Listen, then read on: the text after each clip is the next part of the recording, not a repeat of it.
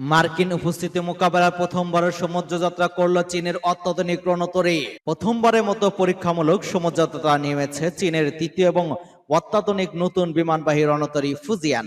দেশটির রাষ্ট্রীয় মিডিয়া বুধবার এ তথ্য জানিয়েছে। দ্য ডিপ্লোম্যাটের প্রতিবেদনে বলা হয়েছে, বিতর্কিত দক্ষিণ পূর্ব ও তাইওয়ান প্রণালীর চারপাশে চীন সাগরে মার্কিন যুক্তরাষ্ট্রের বাহিনীর বিরুদ্ধে নিজেদের ক্ষমতা বাড়ানোর চেষ্টা করছে বেইজিং। ফুজিয়ান এখনো পর্যন্ত চীনের সবচেয়ে বড় যুদ্ধ জাহাজ। পিপুলস লিবারেশন আর্মি নেভির ঘোষণা বরাত দিয়ে চীনের রাষ্ট্রীয় বার্তা সংস্থা সিনহুয়া জানিয়েছে, ফুজিয়ান ১ মে সকাল ৮টার দিকে সাংহাই জিয়াংনান শিপইয়ার্ড থেকে প্রথমবার পরীক্ষামূলক যাত্রার জন্য রওনা হয়। সমুদ্র যাত্রাটি যানটির চলাচল দক্ষতা এবং বৈদ্যুতিক শক্তি সিস্টেম পরীক্ষার উদ্দেশ্যে করা হয়েছে।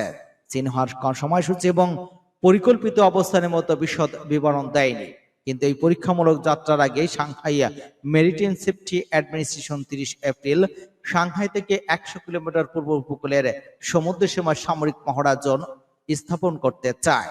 এজন্য নেভিগেশনাল হ্যাজার্ড সেফটি নোটিশ জারি করেছিল চীনের পরিবহন মন্ত্রণালয়। ২০২২ সালের জুনে চালু করা ফুজিয়ান হলো চীনের প্রথম বিমানবাহী রণতরী। এটি উন্নত ইলেকট্রোম্যাগনেটিক ক্যাটাপাল্ট এবং যুদ্ধবিমান লঞ্চ এবং অবতরণের জন্য অপারেটিং ডিভাইস দিয়ে সজ্জিত।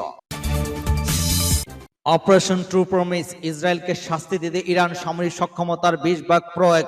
ইহুদিবাদী ইসরায়েলের বিরুদ্ধে ইসলামী প্রজাতন্ত্র ইরান গত ১৪ এপ্রিল যে শাস্তিমূলক অভিযান চালিয়েছে তাতে দেশের সামরিক সক্ষমতার মাত্র ২০ ভাগ মোতায়েন করা হয়েছিল। ইরানের ইসলামী বিপ্লবী গার্ড বাহিনী বা আইআরজিসির অ্যারোস্পেস ডিভিশনের কমান্ডার ব্রিগেডিয়ার জেনারেল আমির আলী হাজদেও এক সাক্ষাৎকারে এই তথ্য জানিয়েছেন।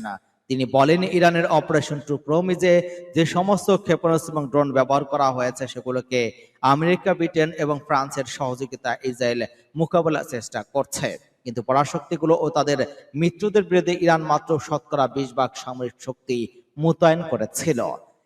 জেনারেল হাজদেদ বলেন, ইরান অভিযান মোকাবেলার জন্য ইসরায়েল তার সমস্ত সামরিক সক্ষমতাকে ব্যবহার করেছে। একই সাথে ইসরায়েলের সমর্থন আমেরিকা তার যুদ্ধবিমান, ক্রুজার এবং বিমানবাহী যুদ্ধ জাহাজ মোতায়েন করে।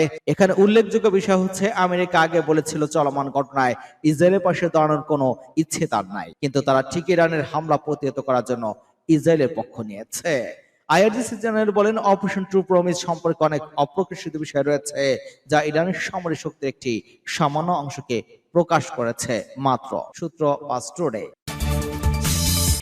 মার্কিন ও ব্রিটিশ কর্মকর্তাদের উপর নিষেধাজ্ঞা দিল ইরান। যুক্তরাষ্ট্র এবং যুক্তরাজ্যের কর্মকর্তাদের উপর নিষেধাজ্ঞা আরোপ করেছে ইরান। গাজা যুদ্ধে ইসরায়েলকে সমর্থন করে বৃহস্পতিবার ওই নিষেধাজ্ঞার ঘোষণা দেয় দেশটি। বার্তা সংস্থা এফপির বরাদ্দে এই খবর জানিয়েছে সংবাদ মাধ্যম এডিটিভি। ইরানের পররাষ্ট্র মন্ত্রণালয় এক বিবৃতিতে বলেছে, ইসরায়েল ফিলিস্তিন স্বাধীনতাকামী গোষ্ঠী হামাসের বিরুদ্ধে যুদ্ধ করছে। এই যুদ্ধে ইসরায়েলকে সমর্থন করায় কিছু ব্রিটিশ এবং মার্কিন কর্মকর্তাদের উপর নিষেধাজ্ঞা আরোপ করা হয়েছে। বিবৃতিতে বলা হয়, যুক্তরাষ্ট্রের বিশেষ অপারেশন কমান্ডের commander general Brian P Fenton এবং মার্কিন নৌবাহিনীর ৫ম নৌবহরের সাবেক commander vice admiral bat Cooper সহ ৭ জনকে নিষেধাজ্ঞার আওতায় আনা হয়েছে।